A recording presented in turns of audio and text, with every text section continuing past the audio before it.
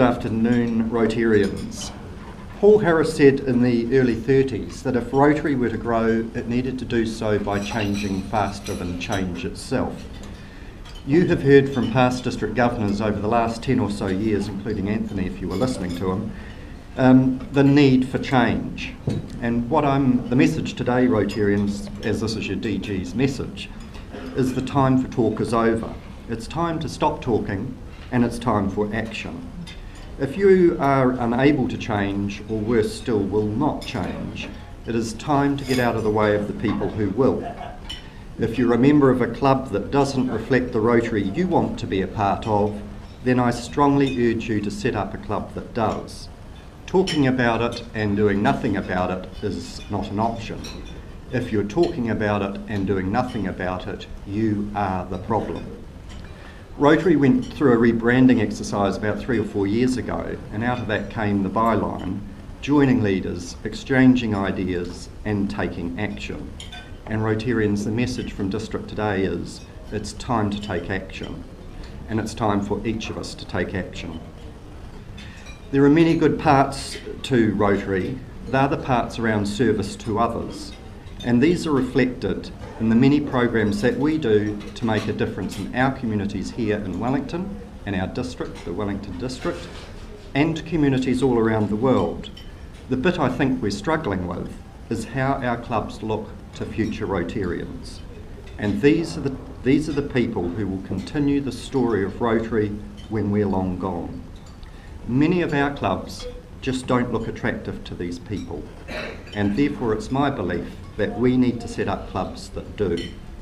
So one of my questions to you today, as the largest club in our district, what are you going to do to effect change where change needs to occur? Doing the same old is just not good enough. It's just not working. Our district currently closes 2 clubs every year. At this rate, Rotary will not exist in New Zealand in 15 years.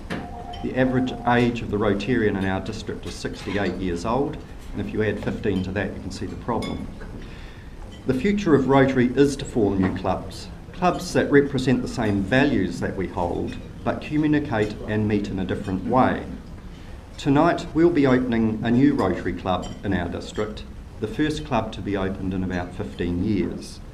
This will be an E-club, a club with the purpose of creating and training leaders for our communities. This club will have no boundaries. Members of the E-club may in fact come from and will come from the Wellington region. The E-club will have weekly requirements, but they will not include meeting at a venue like this and enjoying a meal. The E-club will meet online. They'll be working alongside a commercial model where there'll be tangible personal benefits for the Rotarian, and those benefits will also include measurable benefits for the community that they're a part of. You cannot have a Rotary club without the community service involvement. Where is the E-Rotarian today? Well, they're not in this room. The E-Rotarian will be a person who's raising a family, has a mortgage, money is tight, time is tight. There'll be people juggling many balls. They still want to make a difference like you and I, and that's the important thing. If a problem exists in the world, the E-Rotarian will respond now. They don't care which organisation is taking the lead role, they just want to make a difference. It's just they want to do it differently.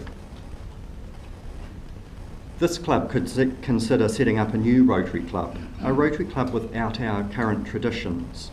It's not to say that our traditions are wrong, it's to recognise that the next generation of Rotarians are different than we are. I suspect in the new clubs the president's chain won't be worn, the Rotary bell will become silent, fortunately, Kerry, especially if you're sitting at that table. They won't want to say grace.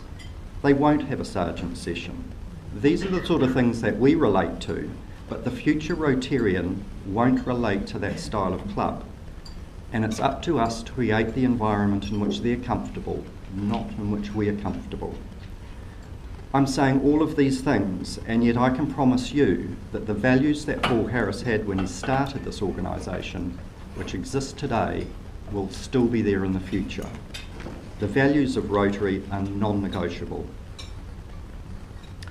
We have a Rotary District 9940 Facebook page, which is updated daily with messages from myself and clubs and Rotarians like yourselves that want to communicate with District. Have you joined the Rotary 9940 Facebook page? If that form of communication isn't for you, I would encourage you to get other members of your family to like the page. That way your children and grandchildren will know about what this Rotary thing is that you're involved with. That way they'll know that you're part of an international organisation making a difference in the world. I'm a proud Rotarian and I hope that all of you are too. Part of being a proud Rotarian is the work that the Rotary Foundation does. It gets its funding from Rotarians like you and I. The Foundation asks us every year to consider giving money so that it can continue doing the good work in our community and communities all around the world.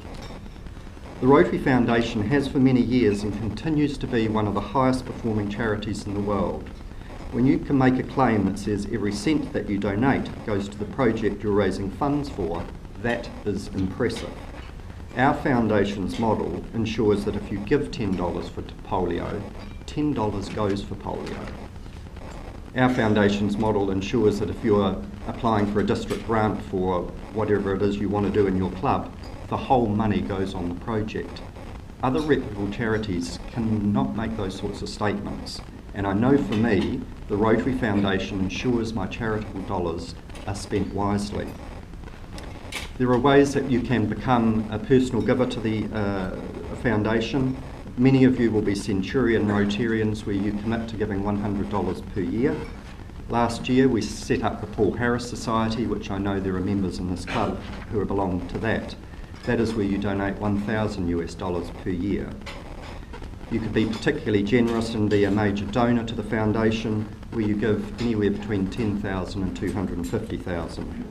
You can be a benefactor or a bequest member where you leave an amount in your will to the foundation. You could become New Zealand's very first Arch Clump Society member where you give $250,000 or more US dollars to the foundation. It's a personal goal of mine to achieve that status, and I say that to you because I believe so much in the Rotary Foundation that I will continue to give until I achieve it. It might take some years, but I'll get there. I wouldn't ever ask you to put your hand in your own pocket unless I was willing to do the same. Kerry, how long do I have now? 10 minutes. Oh, okay. Is that all right? That's perfect. I'd like to conclude with a vocational service story and how vocational service and Rotary's impacted on my life. And then if there is time, I'd be happy to take any questions on any aspect of Rotary. Vocational service is one of Rotary's avenues of service. It's as relevant to us here today as it will be to the e-Rotarian that joins the club tonight. Vocational service calls on every Rotarian to work with integrity and contribute their expertise to the problems and needs of society. You see, as a Rotarian and a funeral director, I know vocational service does make a difference. Making a difference and showing kindness and showing that you care for others will enrich and have an impact on the lives of others and make a difference in the world. I know that that's true. In my Rotary Club, we have an annual project called the Tree of Joy. We place a Christmas tree in our local mall. Attached to that tree are the tags with the age and sex of children who have been identified as children who, for various reasons, Christmas will not be an experience that you or I will have. These children are identified by different community groups like the Salvation Army, Women's Refuge, our local hospital, police, Birthright, and if you've heard of Billy Graham's Boxing Academy. Some years ago I did a funeral for a 14-year-old boy called Matt who died as a result of an accident. The following year, and every year since, Matt's parents come to our Tree of Joy and remove the card of a 14-year-old boy. They go off and purchase a present, but they're not just purchasing any present. They're purchasing a present for their most beloved son, Matt, who never turned 15. One year I was rostered onto the tree and Matt's parents turned up. They removed the card of the unidentified 14-year-old boy, and our eyes connected. I got a glimpse in that moment what Rotary had just achieved for them.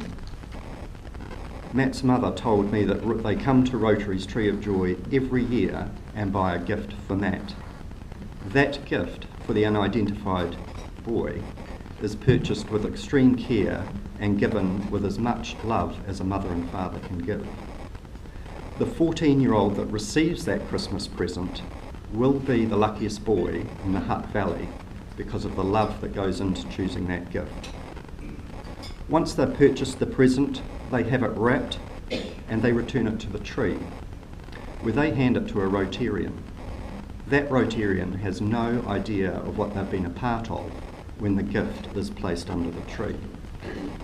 I guess my message to you all today, as Rotarians, you may not know when your words or actions inspire or help others, but when someone gives you the gift of saying thank you, like Matt's parents said to me, know that you're making a difference, and that gift will empower them to make a difference in the lives of others. To me, that's what being a Rotarian is all about. Our world president, Ravi, has set our theme this year as Be a Gift to the World. I don't know whether it's there, but there is the theme. This theme fits so well with my experiences of Rotary. I bet most of us don't look at ourselves as being gifts to the world. But when we create opportunities and have an impact on the people like Matt's parents, when we create experiences to make a difference in the lives of others, that does make us a gift to the world.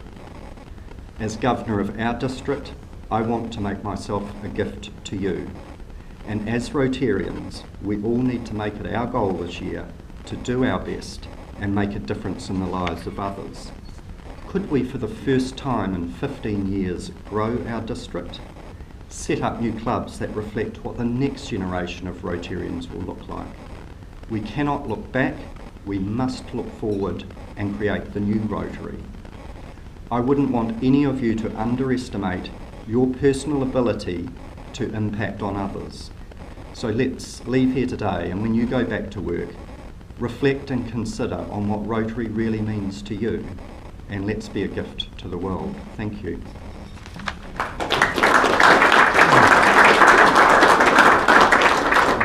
Now Steve's happy to answer questions. It's actually Simon. Oh. That's all right, Mary. I'm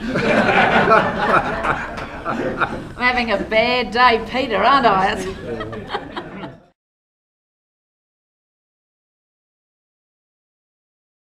Absolutely. I would imagine it would. They'd be like visitors to any Rotary club.